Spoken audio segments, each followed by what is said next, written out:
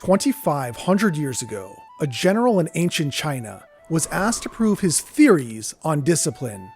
So the king handed him 180 of his own palace concubines and said, "Turn them into soldiers." Sun Tzu lined them up, gave the order to march, and they giggled. He gave the order again, more giggling. So he had the king's two favorite concubines executed on the spot. The giggling stopped. The rest marched perfectly. That's the man who wrote the most influential strategy book in human history. And that story tells you everything about how he thought. Results over comfort. Discipline over affection. Every single time. The Art of War's most famous line is also its most misunderstood. People treat know your enemy, know yourself like a fortune cookie. Sun Tzu meant something far colder.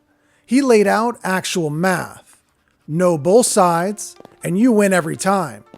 Know yourself, but not the enemy, and you're gambling. You'll win some, lose some.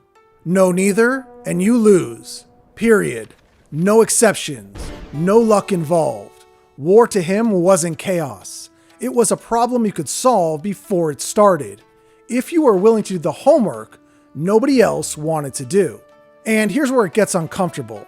The fastest way to that knowledge, according to Sun Tzu, wasn't scouting or strategy meetings. It was spies, and not just any spies. He ranked the doom spy as one of his 5 essential types. An agent you deliberately feed false information to, knowing he'll repeat it to the enemy under interrogation, and knowing he'll be killed once the lie unravels. You're not just risking a life, you're spending one.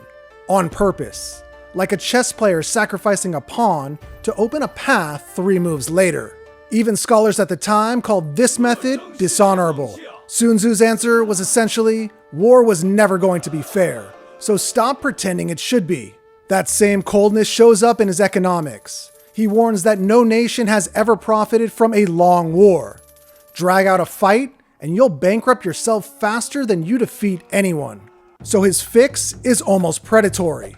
Don't supply your army from home.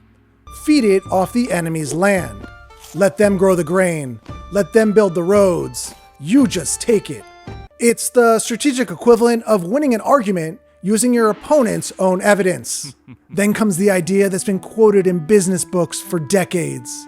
Be like water. Not because water is gentle, because water has no fixed shape to attack.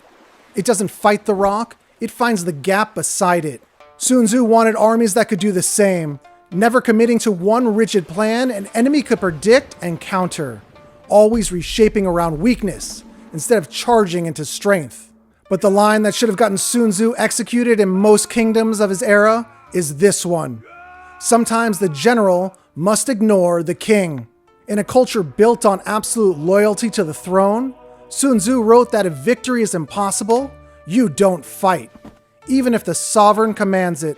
And if victory is certain, you fight, even if the sovereign forbids it. He called the general the jewel of the kingdom, answerable to results, not rank. It's a 2,500-year-old argument for ignoring a bad order from your boss, written by a man who, by every account, never lost a war. That's the part people miss about this book. It's not really about battlefields. It's a manual on cold, unsentimental decision-making. About when loyalty matters less than being right. When honor matters less than winning. And when the smartest move in the room is the one nobody else is willing to make.